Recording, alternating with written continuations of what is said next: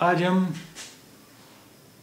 ईकार जोग सीखेंगे। ईकार जोग, ईकार जोग क्या है? देखिए ये अक्षर हिंदी के बड़ी ई जैसा ई, और इसकी ये मात्रा है, ये जैसे हिंदी में हम बड़ी ई की मात्रा लगाते हैं तो ये बांग्ला की बड़ी ई की मात्रा है ई। अब आइए कुछ शब्द देखें जिनमें बड़ी ई की मात्रा का इस्तेमाल किया गया है। कीट, कीट। दीप, दीप।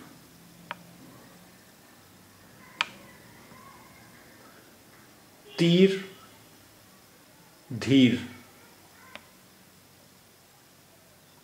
जीवन, नीरोष, शीतल। नील, पीत।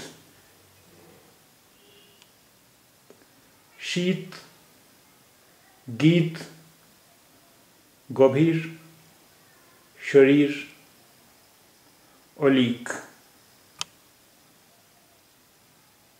नदी, ध्वनि।